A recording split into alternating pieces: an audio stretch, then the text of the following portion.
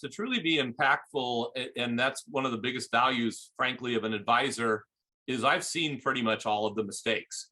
And unfortunately, even when as an advisor, you recommend things to CEOs, you're an advisor and they don't always take the advice. So to truly be an impactful growth leader, next level, first is CEOs not investing more in their own growth and really looking honestly in the mirror and saying, these are my 2 or 3 skill stack geniuses. If I want to get to the next level, I want to add these. And a business coach will tell you well, your strengths are your strengths, focus on your strengths. An impactful advisor who knows NLP and other top skills, you can add to those core skill sets and strengths. And I think most of these things, if you use, again, neurolinguistic programming, you can model excellence in a strength.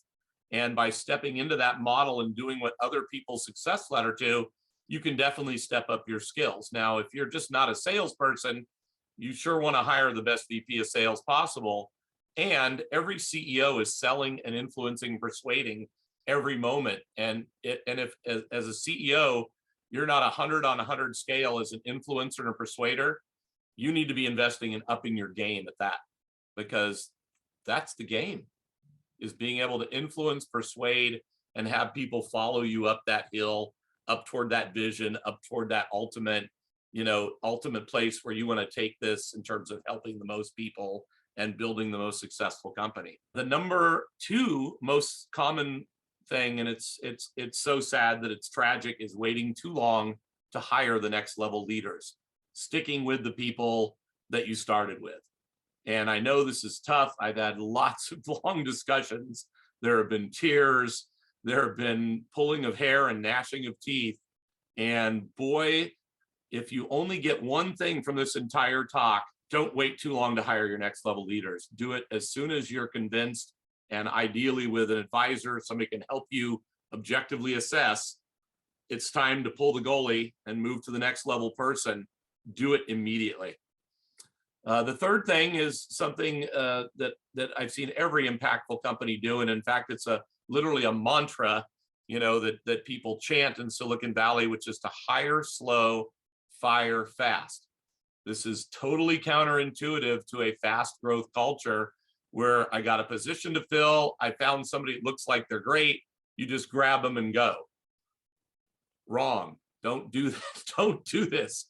Hire slow. Have as many people as you possibly can assess these people.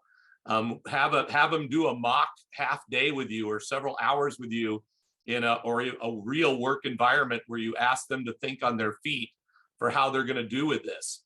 And even though you risk losing them to somebody else, never, don't let that be your gating thing. And I always like to say, have at least 2 great candidates you'd be thrilled to hire, which is why you want to work with professional advisors to give you multiple people that would just be top of the moon if you were to add them to your team, and top of the moon for them.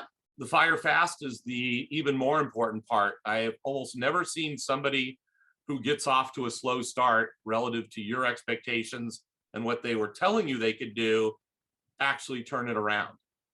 So it's not good for the person if they're struggling and they really don't have the chops.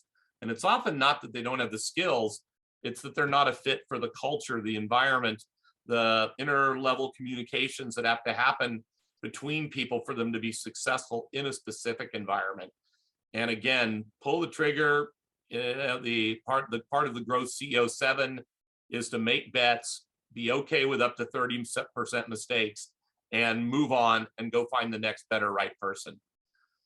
Number 4 is to hire a top search firm like Impactful for this type of work, and to get to use the pros. I'm still shocked, especially in one of my main businesses, the supplement area, how little people use recruiters for top positions, and they can't have a hard time getting over the expense.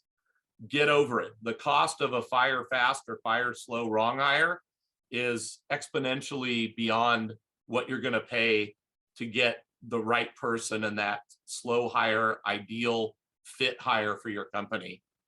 And then lastly, it's something I mentioned earlier, it's having multiple candidates. that you'd be absolutely thrilled to hire?